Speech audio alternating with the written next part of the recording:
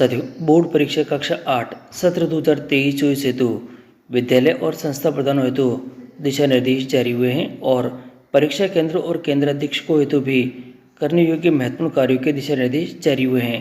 इन दिशा निर्देशों के अंतर्गत प्रश्न पत्रों के बुकलेट, सुरक्षा व्यवस्था, बैठक व्यवस्था, वीक्षक ड्यूटी, रजिस्टर संधारण, विभिन्न प्रपत्र, परीक्षा कॉपी के बंडलों की संख्या आदि के ऊपर हम लोग यहाँ पे चर्चा करेंगे और क्या क्या दिशा निर्देश जारी हुए हैं, इन सभी की जानकारी आपको आज के इस वीडियो के अंदर दी जाएगी। तो आप वीडियो को शुरू से अंत तक जरूर देखें और यदि आप हमारे चैनल पर नए तो चैनल को सब्सक्राइब करके रखें, जिससे कि इस प्रकार के जो महत्वपूर्ण अपडेट हम आपके लिए लेके आते हैं आपको सबसे पहले हमारे चैनल के माध्यम से प्राप्त होते रहें। तो साथियों, शुरू करते हैं आज का वीडियो। साथियों, प्रारंभिक शिक्षा प्रमाण पत्र परीक्षा कक्षा 8 2024 परीक्षा संचालन हेतु सामान्य दिशा निर्देश जारी हुए हैं और थोड़े महत्वपूर्ण रहेंगे, क्योंकि विद्यालय और विद्यालयों के संस्था प्रदान और परीक्षा केंद्र और परीक्षा केंद्र अधीक्षकों के लिए महत्वपूर्ण दिशा निर्देश हैं। इसके अंतर्गत सबसे पहले हम बात करेंगे विद्यालय और संस्था प्रदानों के दिशा निर्देशों के बारे में। पहला बिंदु है प्रारंभिक शिक्षा पूर्णता प्रमाण पत्र परीक्षा कक्षा 8 2024 विद्यार्थियों की नामांक सूची तथा प्रवेश पत्र शाला दर्पण पोर्टल पर एग्जाम एक्टिविटी में ये उपलब्ध है और मैं आपको अगले वीडियो के अंदर ये बताऊंगा किस प्रकार से इसको आपको डाउनलोड करना है। इसी के साथ ही शाला प्रदान प्रवेश पत्र डाउनलोड कर उन्हें स्वयं के हस्ताक्षरों से अधिप्रमाणित कर विद्यार्थियों अभिभावकों को परीक्षा पूर्व यथा समय प्रदान करेंगे तथा ताकि विद्यार्थियों को उनके परीक्षा केंद्र ज्ञात हो सके। यदि किसी प्रवेश पत्र पर परीक्षार्थी का फोटो स्कैन नहीं हुआ है तो शाला प्रदान परीक्षार्थी से नवीनतम फोटो प्राप्त कर प्रवेश पत्र पर निर्दिष्ट स्थान पर चिपकाकर अधिप्रमाणित करेंगे। संस्था प्रदान अनिवार्यतः परीक्षा केंद्र पर जाने वाले परीक्षार्थियों विद्यार्थियों के सहायता विद्यालय के किसी शिक्षक जो कार्मिक की नियुक्ति भी एस्कॉर्ट के रूप में यहाँ पे करेंगे। आगे दे रखा है आपके पास में कि प्रारंभिक शिक्षा पूर्णता प्रमाण पत्र परीक्षा कक्षा 8 2024 के समस्त विषयों के प्रश्न पत्र बुकलेट के रूप में द्विभाषीय स्वरूप में होंगे, जिसमें परीक्षार्थी को निर्धारित स्थान पर ही अपना उत्तर लिखना होगा और परीक्षार्थी को प्रत्यक्ष उत्तर पुस्तिका नहीं दी जाएगी। कृपया इस बात की जानकारी विद्यार्थियों को आवश्यक रूप से दे दें। विद्यार्थियों को सूचित करें कि वे उत्तर पुस्तिका बुकलेट पर अपना नामांक निर्धारित स्थान पर स्पष्ट और सुपाठ्य रूप से अंकों में और शब्दों में लिखें। संस्था प्रदान से अपेक्षा की जाती है कि विद्यार्थी और अभिभावकों को परीक्षा के समय और तिथियों के बारे में जागरूक करें और परीक्षा से आधा घंटा पूर्व परीक्षा केंद्र पर उनकी पहुँच सुनिश्चित करें। विद्यालय लॉगिन पर प्रदत्त सत्रांक प्रविष्टि मॉड्यूल का प्रयोग करते हुए समस्त पंजीकृत परीक्षार्थियों के सत्रांक पोर्टल पर अपलोड करना सुनिश्चित करें। तो ध्यान रखिएगा कि ये जो पोर्टल दे रखा है विद्यालय लॉगिन पर है और विद्यालय लॉगिन में सत्रांक प्रविष्टि मॉड्यूल है, वहाँ पर हमें सत्रांक की प्रविष्टि भी करनी है। अब हम बात करेंगे परीक्षा केंद्र और केंद्र अधीक्षकों हेतु निर्देश के बारे में। इसमें दे रखा है प्रारंभिक शिक्षा पूर्णता प्रमाण पत्र परीक्षा कक्षा 8 2024 विद्यार्थियों के नामांक सूची, प्रवेश पत्र तथा उपस्थिति पत्रक शाला दर्पण पोर्टल पर उपलब्ध करवा दिए गए हैं। उन्हें यथाशीघ्र डाउनलोड कर प्रिंट ले लेवे जांच लेवे कि आपके परीक्षा केंद्र से संबंधित समस्त विद्यार्थियों के परीक्षार्थियों को डाटा प्राप्त हो गया है। अन्यथा स्थिति में जिला स्तरीय डाइट नियंत्रण कक्ष को अविलंब सूचित कर निस्तारण करवा लेवे। संबंधित डाइट द्वारा मुख्य ब्लॉक शिक्षा अधिकारी के माध्यम से वितरित किए जाने वाले प्रश्न पत्रों को प्राप्त करते समय सभी केंद्राधीक्षक विशेष सावधानी बरतेंगे। केंद्राधीक्षक प्रश्न पत्र बुकलेट प्राप्त करते समय यह सुनिश्चित कर लेवे कि उन्हें परीक्षा केंद्र पर आवंटित परीक्षार्थियों की संख्या के अनुरूप समस्त विषयों के प्रश्न पत्र बुकलेट प्राप्त हो गए हैं। तृतीय भाषा संबंधित प्रश्न पत्रों की संख्यात्मक उपलब्धता की विशेष तौर पर जांच कर लेवे। प्रश्न पत्र बुकलेट वितरण दिवस से ही पूर्व निकटतम पुलिस थाने में मजबूत लोहे की अलमारी पहुंचा देवे। वितरण दिवस को प्राप्त प्रश्न पत्र बुकलेट पैकेट्स की पूर्ण जांच करके अलमारी में परीक्षा दिवस अनुसार व्यवस्थित कर सील बंद रूप से रखना सुनिश्चित करें। ध्यान रखें कि इस हेतु उपयोग में ली जाने वाली अलमारी माध्यमिक शिक्षा बोर्ड राजस्थान अजमेर के प्रश्न पत्रों को रखने के काम में ली जाने वाली अलमारी से अनिवार्य रूप से पृथक होगी।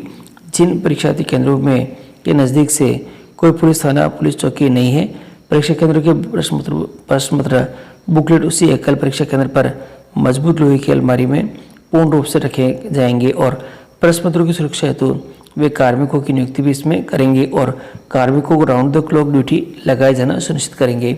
आगे दे रखा है अलमारी के दोनों तलों की चाबी केंद्र अधीक्षक और अतिरिक्त केंद्र अधीक्षक के पास अलग अलग नियमानुसार रहेगी। दोनों की उपस्थिति के बिना अलमारी को नहीं खोला जा सकेगा। केंद्र अधीक्षक द्वारा यहाँ पर दे रखा है कि द्वारा परीक्षा पत्र बुकलेट अलमारी से निकालने और थाने से परीक्षा केंद्र तक सुरक्षित ले जाने के रिकॉर्ड के लिए एक रजिस्टर अनिवार्य रूप से संधारित किया जाएगा, जिसका प्रारूप माध्यमिक शिक्षा बोर्ड आसन अजमेर के प्रचलित प्रारूप के अनुसार ही होगा। परीक्षा दिवसों में प्रश्न पत्र बुकलेट के लिफाफों को परीक्षा प्रारंभ के 15 मिनट पूर्व ही खोला जाए। यदि किसी केंद्र पर परीक्षार्थियों की संख्या 500 से अधिक है तो लिफाफा 20 मिनट पूर्व खोला जा सकेगा। राजकीय विद्यालयों में बनाए गए परीक्षा केंद्रों के लिए यह वहाँ पदस्थ संस्था प्रधान ही केंद्राधीक्षक के रूप में कार्य करेंगे। विशेष परिस्थितियों में संबंधित मुख्य ब्लॉक शिक्षा अधिकारी की टिप्पणी के आधार पर अन्य किसी अधिकारी को केंद्राधीक्षक के रूप में नियुक्त किया जा सकेगा। निजी विद्यालयों में बनाए गए परीक्षा केंद्र के केंद्राधीक्षक के रूप में उसी ब्लॉक के किसी राजकीय विद्यालय के प्रधानाचार्य, उपाचार्य और व्याख्याता को मुख्य ब्लॉक शिक्षा अधिकारी की टिप्पणी के आधार पर नियुक्त किया जाएगा। ध्यान रखें कि माध्यमिक शिक्षा बोर्ड की परीक्षा केंद्रों वाले विद्यालयों से किसी भी शिक्षा अधिकारी को निजी विद्यालयों में केंद्राधीक्षक नियुक्त नहीं किया जा सकेगा। 10वां बिंदु है, केंद्राधीक्षक को यथासंभव उसी विद्यालय से परीक्षा हेतु वीक्षकों और अन्य कार्मिकों की नियुक्ति करनी होगी और वीक्षकों की अपेक्षित उपलब्धता के अभाव में मुख्य ब्लॉक शिक्षा अधिकारी से अतिरिक्त वीक्षकों की मांग की जा सकेगी। ग्रामीण क्षेत्रों के वीक्षकों की को शहरी क्षेत्रों परीक्षा केंद्रों पर नियुक्ति नहीं करेंगी, ध्यान रखा। और 4 से 5 परीक्षा कक्षों पर एक पर्यवेक्षक की नियुक्ति की जा सकेगी। जिस दिन जिस विषय की परीक्षा हो उसी दिन उस विषय के अध्यापक को वीक्षक पर्यवेक्षक के रूप में नियुक्त नहीं किया जाए।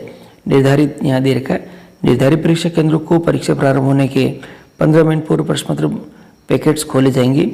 पैकेट्स खोलते समय उन पर अंकित प्रविष्टियों को पूर्ण करना अनिवार्य होगा। 13वां बिंदु है, परीक्षार्थियों को वितरित किए जाने वाले प्रश्न पत्र बुकलेट पर समान जो परीक्षा योजना में काम ली जाने वाली वर्ण मोहर का इस्तेमाल किया जाए और उसका रिकॉर्ड भी पृथक से रजिस्टर में रखा जाए। परीक्षार्थियों को बुकलेट में ही प्रश्न पत्र निर्धारित स्थान पर ही हल करने होंगे। इसके लिए अतिरिक्त जो उत्तर पुस्तिका बुकलेट प्रदान नहीं की जाएगी। और दे रखा है, केंद्राधीक्षक को यह दायित्व है कि वे परीक्षा कक्षा में मौजूद वीक्षक को पाबंद करें कि वे परीक्षार्थियों को बुकलेट पर लिखे जाने वाले समस्त प्रविष्टियों से कि परीक्षार्थी का नामांक, अंकों, शब्दों में दिनांक पर आदि की जांच ये कर ले।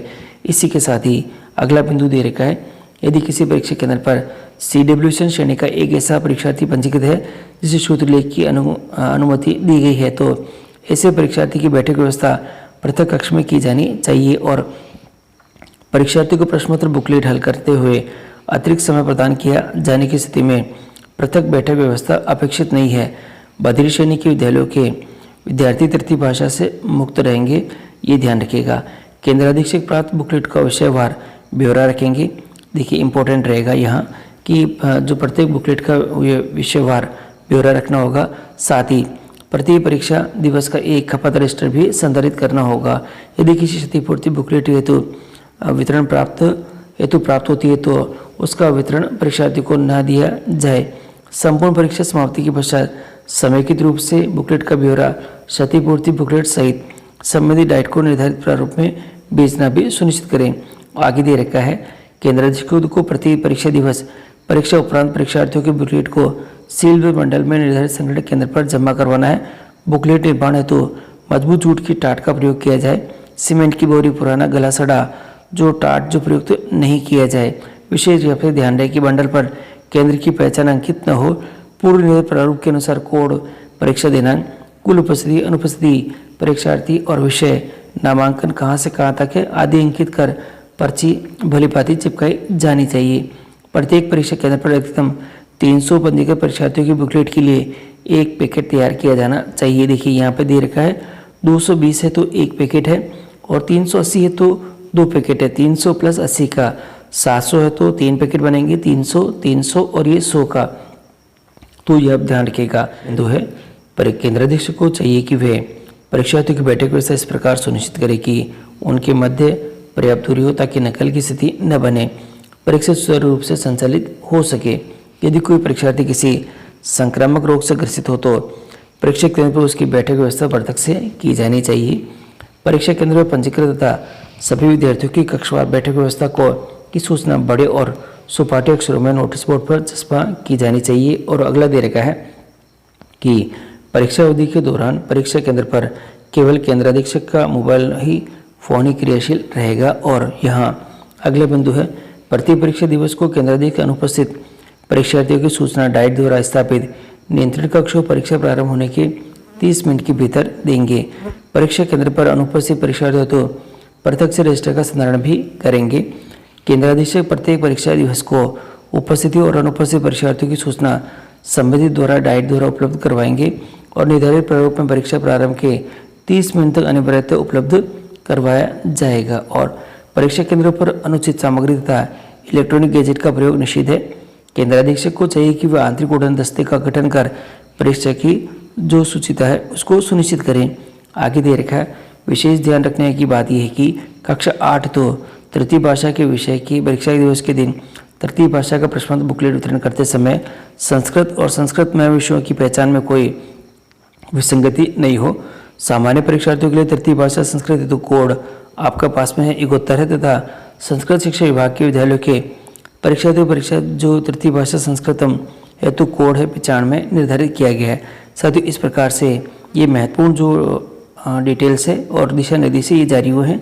इसी प्रकार मुख्य ब्लॉक शिक्षा अधिकारी की भी यहाँ पे दे रखे हैं और डाइट के भी यहाँ पे दे रखे हैं और इनको सभी को अक्षर समय पे पालना करनी है, परंतु महत्वपूर्ण रहेंगे केंद्राधीशकों के और जो कि केंद्राधीशक और केंद्र के लिए है और विद्यालय और संस्था प्रदान के लिए जो कि दिशा निर्देश है ये महत्वपूर्ण है।